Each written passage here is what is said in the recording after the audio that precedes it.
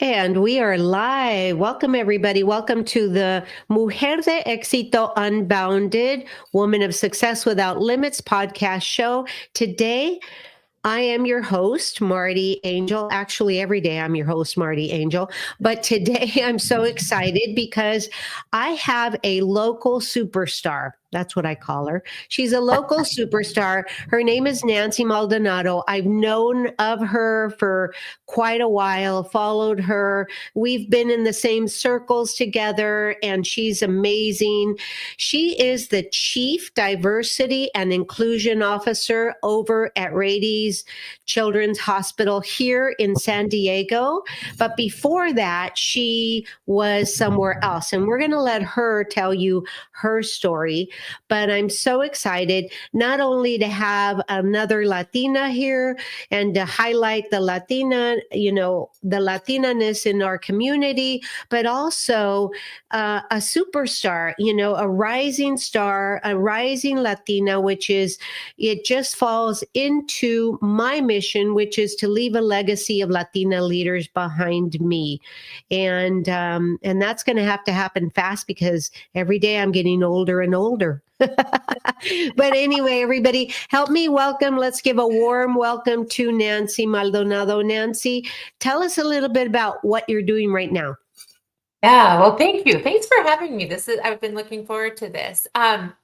So right now, yeah, like you said, I am the Chief Diversity and Inclusion Officer for Rady Children's Hospital. So for those of your listeners that are not San Diego based, Rady Children's is the only children's hospital in all of San Diego County, and it's one of the largest children's hospitals it is the largest children's hospital in all of California. So a lot of really great work happening at the hospital, and my role specifically entails our workforce and making sure that we're providing equitable opportunities for our workforce, and that we're representing the communities that we serve, right? So that our workforce is made up of a lot of different folks from a lot of different backgrounds, patients and families. Of course, we want to make sure that they're really well taken care of, and then community. So as you can imagine, that's a heavy lift, but I love the work that I do, and I have an amazing team. So we're doing some really great stuff over at Rady Children's.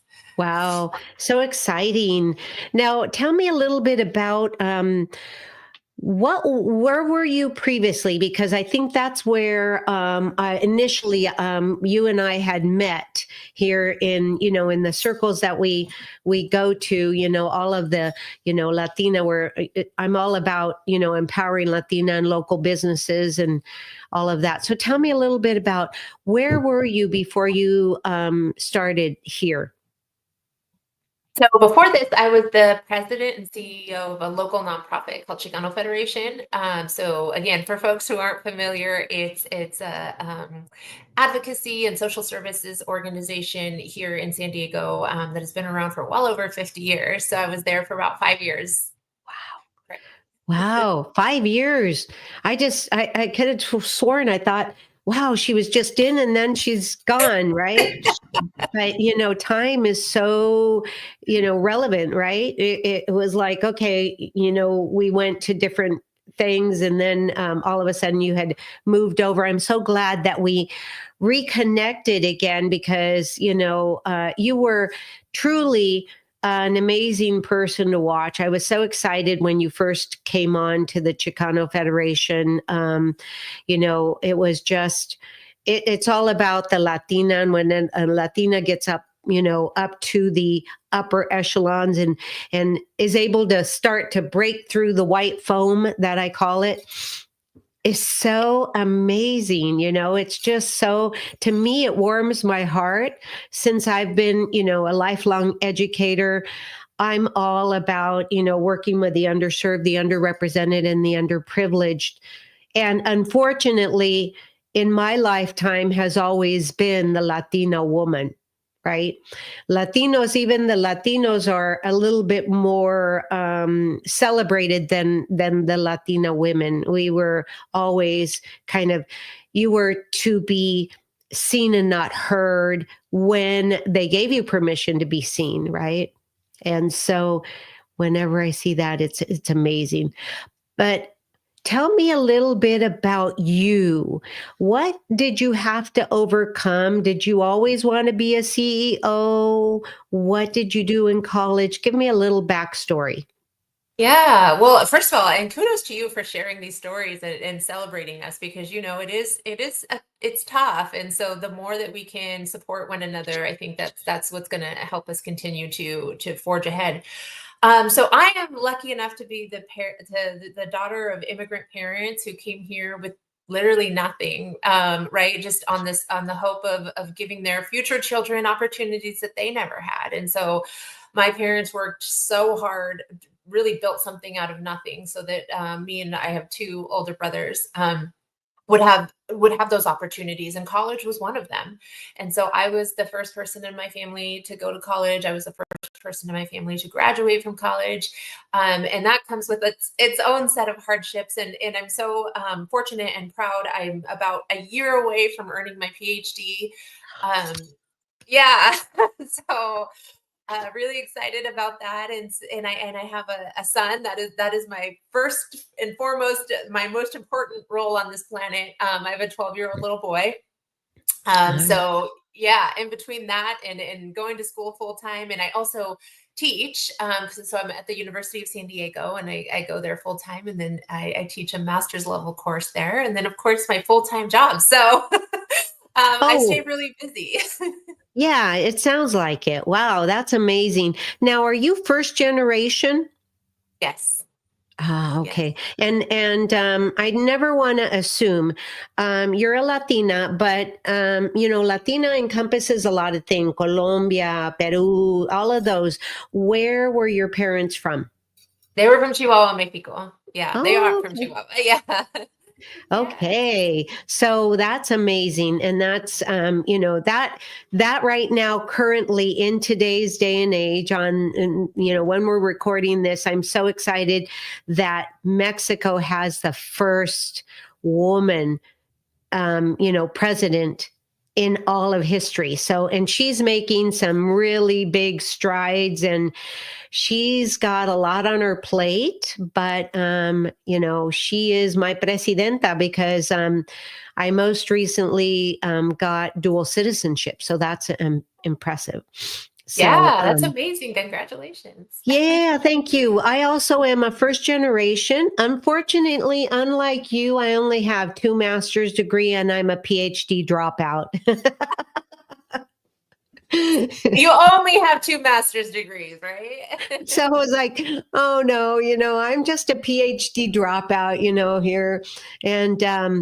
And I too, like you, actually was teaching, college.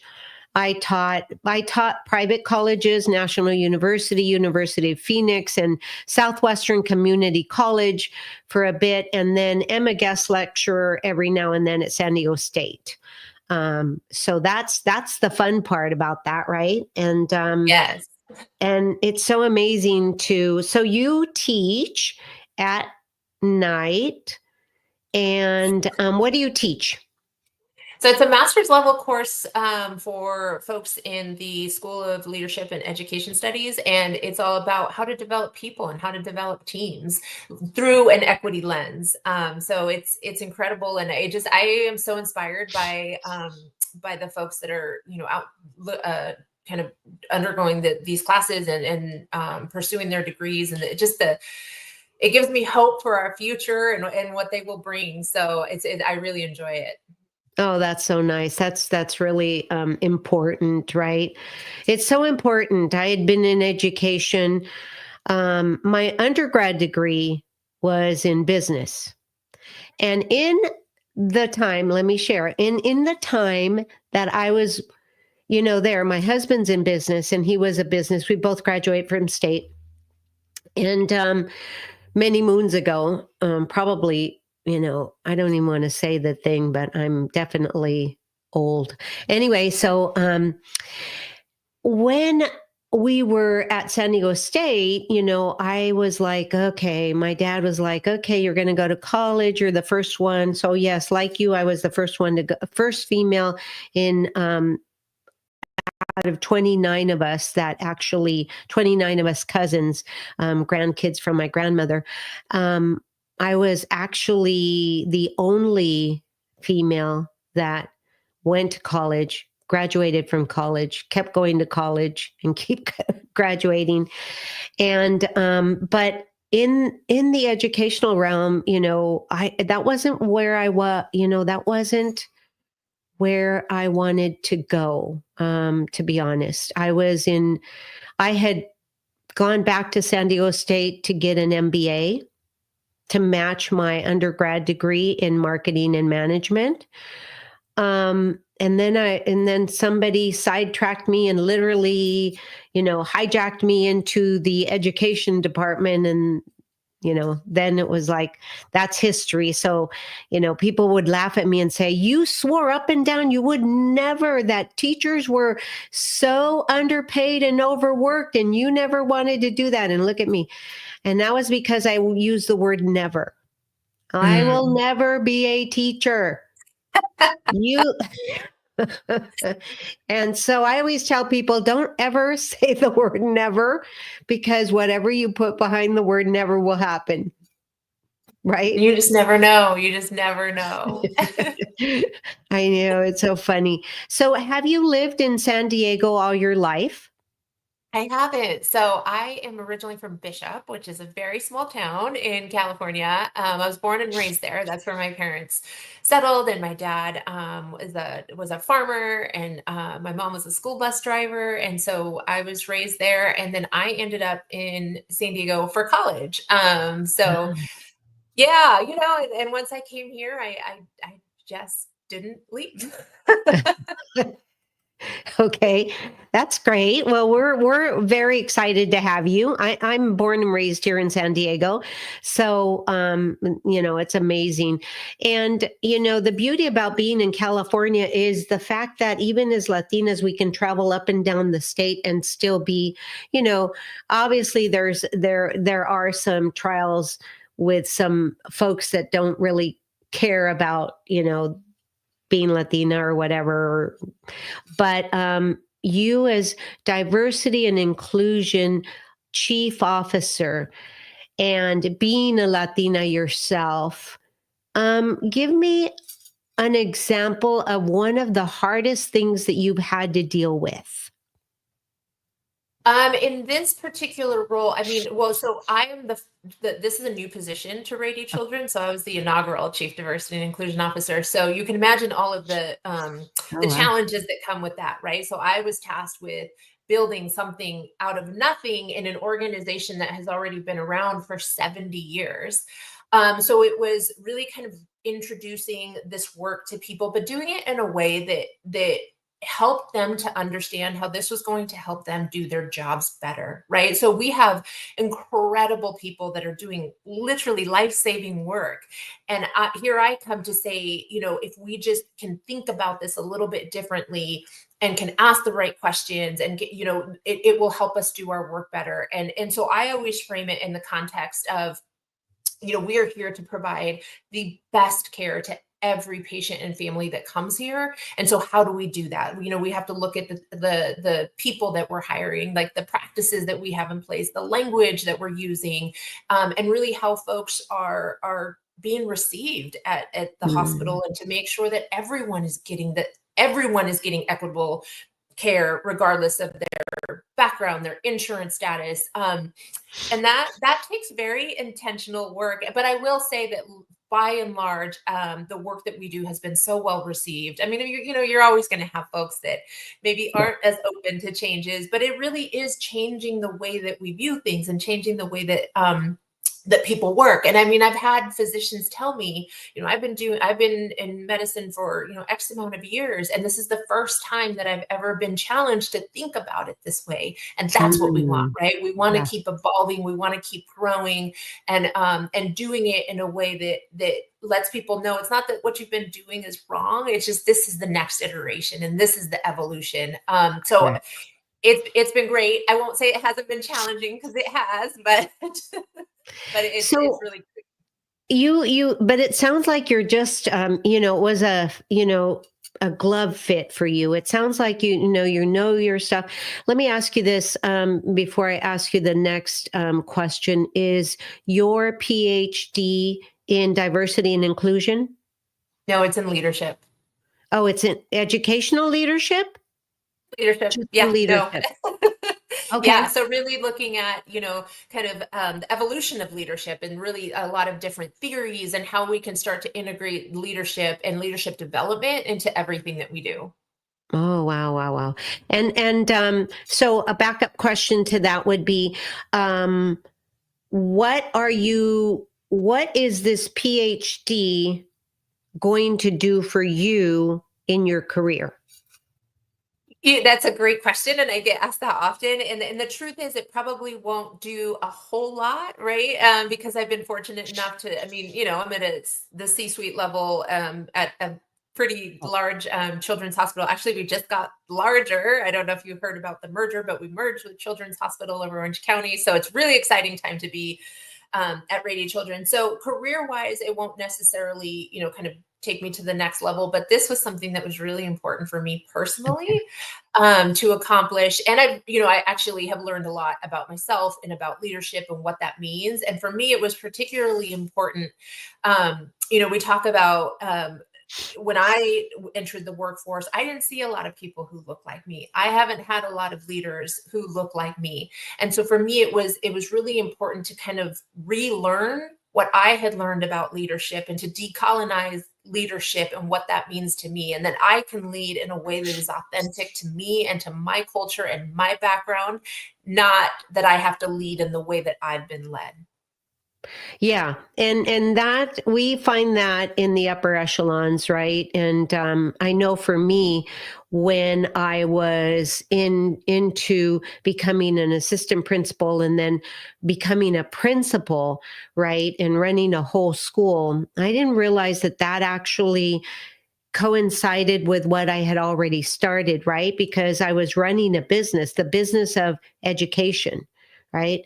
And so I was tasked with all of this, and that in and of itself was like, whoa, okay. So I have a master's degree in, educational administration and leadership, right? And so it really came in handy for me, but it was very interesting. Like you said, I didn't ever have anybody that looked like me. And I know people look at me and go, oh my God, but you're blonde and you're so light and da da da. And it was because my mom was blonde and blue eyed because she, her great grandparents were from Germany, but she was Mexican. So she, was in Mexico and then came over. So it was interesting for me. I was never white enough to be white and accepted, and I was never dark enough or Latina looking enough to be accepted by some Hispanics, right? So in your role, knowing that in your role as you move forward, do you see that as you're watching things that obviously you have to look and say, okay, that needs my attention, or that needs my attention. Do you find that? Or what if you don't find that? What are the things that you find that's what makes you say, okay, that needs my attention? Yeah. So we don't find that as much, right? I think there's been, which is a good shift in kind of celebrating people for who they are and everything that they bring. So I've definitely seen that shift over the last few years of people wanting to highlight their differences because that's what makes Mm. them unique. That's what makes them there. So that makes them them. And so I definitely do see that, which is great. And I love that. I think the things where I pay particular attention to is I think we still have a long way to go in terms of our hiring and how those processes are, but even our promotions. So for example, we might have a very diverse workforce, but do we have diversity in our leadership? Right. Mm. So there's still a gap in terms of making sure that we are creating those pathways for everyone to be able to reach, the highest levels of an organization. And I don't just see that at Rady Children's, I see that across the board, is that there's still so some of those challenges and barriers in place, and that we really have to be intentional about creating those pathways and mentorship and sponsorship for folks of color, but particularly for women of color, right? Because we've traditionally been the ones that have been left behind. And you can still see that in things like pay equity. We're still lagging. We're Yeah. still pretty far behind in terms of being equitable in terms of pay. So I think there's still a long way to go. And specifically when I look at the leadership in organizations and what that looks like, and the boards, so lots of work still. Yeah. And so give me a rundown. That's amazing. You sound like you have a lot of work. And I imagine that it's a lot of discovery, because it's like you said, it's a new area, a new department. So there's a lot of things that you're probably, discovering. But what if you like, what would your normal day look like? I mean, Yeah, yeah, there. So my day can look like, any kind of thing. And I could have a whole day set up. And then if something kind of more urgent, that, anytime where it comes to patients and families, and if they're, that is our number one priority. So anything that comes across that needs my attention in terms of a patient, that takes precedent, always, always, always. But we have a diversity, equity, and inclusion council that I oversee, that is made up of folks from across the organization. Any minute I can be working with our HR team, or our quality team, or our patient experience team. So my role is pretty unique in that it does work across the entire organization. So at any point I could be kind of switching gears to work with different folks. And then of course, always meeting with our workforce if they ever, want to talk about challenges that they're experiencing, or if they have ideas for things that we can be doing differently. And then we lead a number of employee resource groups, which are there to really elevate and support, different members of our workforce. And so that work is really important. But, making sure that we're supporting all of them too, because I think we have 7 or 8 different groups, wow. not including our diversity, equity, and inclusion council. And then, sitting on the executive council, making sure that I am a thought partner for all of our executives, and that we're asking the right questions, and that we're challenging each other in a really positive way. And I think that's part of my role, is just to make sure that I'm always asking the questions, and always making sure that we're looking at things from a lot of different angles, specifically always from that equity lens, right? Wow. And so what would you say, how many languages are spoken throughout your hospital? Oh my In goodness, more terms than we of could even. So really? many. Yeah. That's great. That's great, because being here in San Diego, we have such a wealth of diversity. You've got the Tagalogs, you got the different dialects in Spanish, you got, you know, I don't know if you've come across, but there's the language of the Purapechas, and and those are all different languages. And so I imagine that, and correct me if I'm wrong, but I imagine that you are would take a look and say, okay, here we have some patients that need this kind of language, or somebody to connect with them. How do you handle, maybe let's say there's a Swahili person that's a patient, and how do you, what do you do? Do you comb through their files and figure out who, and, because I'm assuming that you've got like thousands of people that work there. And so how do you find that need, and then fulfill that need from within? Yeah, so a lot of times we can't fulfill it from within. And so we do have a system where we can call in people, depending on the language that is spoken, just because we could never have enough people. And Right. and there's so many different dialects, right? Like even Spanish, there are so many different dialects within that. So we do have a system where we have people on standby. We can dial in. We can, the language that is spoken. Obviously, we know that's not ideal. So for the languages that are most spoken, we do have people that work that's specifically their role. But one of the things that we've really taken a look at is, the primary language, not the primary, other than English, is the Spanish. And so we looked at, well, we know we have a large Spanish speaking workforce. Now, we're not going to ask them to come in and translate, because one, that's not their job. So if we're going to ask Right. them to do that, we have to upskill them, and then we have to pay them, right? Okay. And that's Right. an extra skill. And so we're working on a program where we're able to get our Spanish speaking team members who would like to get certified as translators, as interpreters, sorry, that would like to get trained and certified. They can go through a process to do that. And then when they are asked to do that, they would get paid extra. Okay. And so we're working on that for Spanish, but then the goal is to also do that for different languages as well, so that, yes, we can utilize our team members, but also there's an opportunity for them to get paid for that extra skill set that they bring. Amazing, amazing. Okay, so now that's amazing. So now let me ask you this: how many people work in the actual before the merger, right? Before, because the next question is going to be a little bit about the merger, but before that merger with Orange County, how many people do you are employed there?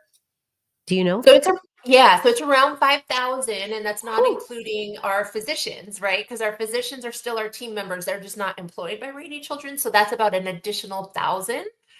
So roughly Wow. around 6,000 people. Yeah. Wow. So that's a whole nother little community in and of itself, like a little city. Wow. That's amazing. And now going further, because you dropped that hint. I hadn't heard that that there was the merger with Orange County Children's Hospital. And so what does that look like? What does that entail for you guys to do? And then how is that going to benefit the public? Yes. So that's a great question. So so it just kind of all happened and was finalized. So it's pretty exciting for all of us. And then for our region, it is really exciting, because now, in terms of access to different services, like, we get to just basically combine. They'll still stay two separate locations and two separate Right. hospitals. They just have one parent company, but we're able to share resources, knowledge, right? And so I think for our region, it's going to be a really positive change in terms of being able to access medical care and maybe different things that we didn't offer before. So, it just all unfolded, but they're about a similar size. So collectively, that's like 12,000 folks. And I think Wow. that when the changes start to kind of happen and we start to see those positive effects, I think it overwhelmingly will be really positive, not just for San Diego and not just for Orange County, but you might know we are in Riverside. So we span a pretty wide region in terms of location. So it's going to overall be a really positive impact for lots of different communities. Wow. So access to more services, access to more, whatever medical services, whatever support services. That's amazing. That's really important, because, the last place we want to take our kids is to the hospital. So knowing that there is that there are support services, and it's even bigger now, that's for me, that's amazing. I do have a question now on a more personal level. So what do you love most about your job, number one? And number two, do you see it as what I would call an employeepreneur position? Because it sounds like to me that you're an employeepreneur, because it's a whole new ball game, a whole new, you have to create this little quote unquote business, right? And to me, that means you're an employeepreneur. That's what I call an employee. I love it. I love it. I'd never heard that before, but I'm going to have to borrow that. So the first part, I think what was my favorite or kind of is Yes. that, yeah. I love knowing that. So we see a lot of children, right? The hundreds of thousands of children each year. And I love that we're asking ourselves the question of like, where are the gaps and where can we be doing things better and where can we be doing things differently? And so when I get to, through the work that I do, kind of get people, like challenge folks to think about that. And are we meeting their needs, right? Whether it be, you know, cultural, language, food, whatever, are we making sure that this experience is the best experience it can be for every child and every family? That's my favorite. You know, I'm there because I love the work that the organization does, but because of the children and the families that we impact. So the fact that I can have just even a small role in that and making sure that their experience, because like you said, when folks come to us, it's not necessarily for a positive reason, right? And so, Right. you know, we have folks that are already at their most vulnerable, like their child is sick or hurt. We need to make sure that we're doing everything that we can to make that experience as like the best that it can be. And so I love playing a small role in that. And then yes.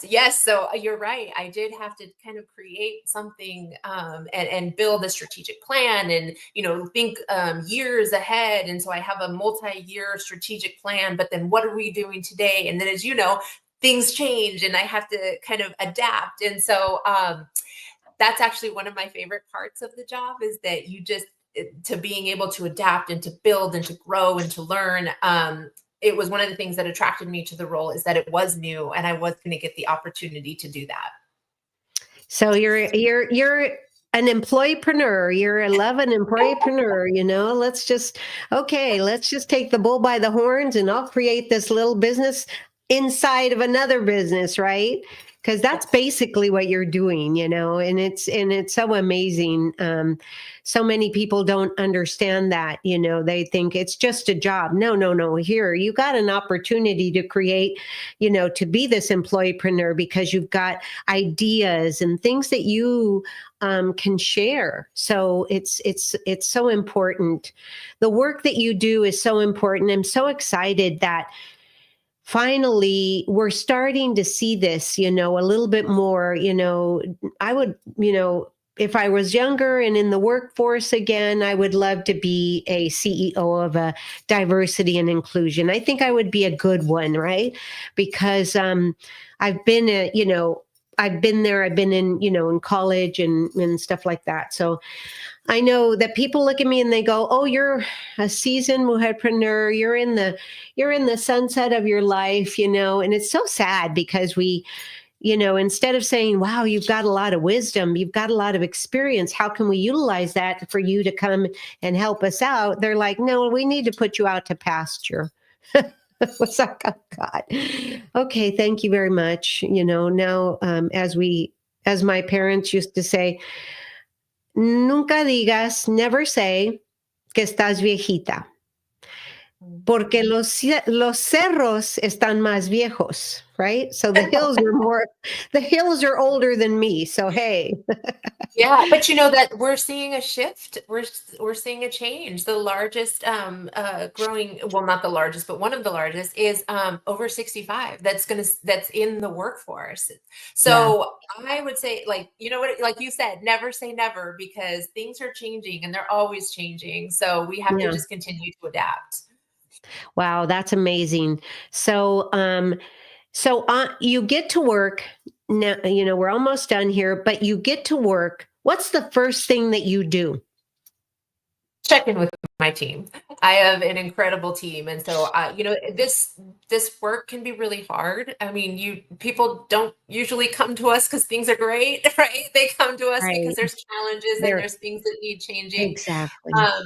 And so I try really hard to make sure that my team is taken care of and that they feel supported and that they know that what they are doing is making such an impact, even if we don't feel it every day. Inch by inch, we are making a difference. So when you have a team what is your team comprised of? How many people, and what are their quote unquote titles? Yeah, so I have a small but mighty team. So we do all of this work with just with four of us directly, but again, we have so much different support from the different groups within the hospital. So I have we have an executive assistant who kind of makes everything happen. And then I have a manager who does all the day-to-day and oversees all of the different programs. And then we have an educator because, that's really important to continue to upskill people and make sure that they have the skills and the knowledge and the resources to be able to continue to develop and do their jobs better and learn and grow. And so we're a small team, but we have so many people from within the organization that have stepped into other roles, like, leading our employee resource groups or, sitting on our diversity, equity, and inclusion council. So across the board, there's a lot of us that are really invested and passionate about this work. Wow. And it sounds like you're very passionate and extremely invested, and you can see it when you smile, and I love it. And, and when we're in person, you radiate such a generous, beautiful light. And I'm just so happy that you got this position and that you feel so good. And it looks like it fits you like a glove. I always thought the other one did too, but this one, you look like you're actually, I think it's because you get to be creative, because this is a new thing. And I always used to tell my college kids, you're at your best when you are in creative mode, right?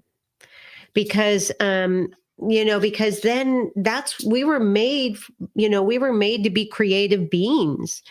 And when we start to feel stuck, it's because we're not doing anything to spark that creativity. That's what I say. But I agree.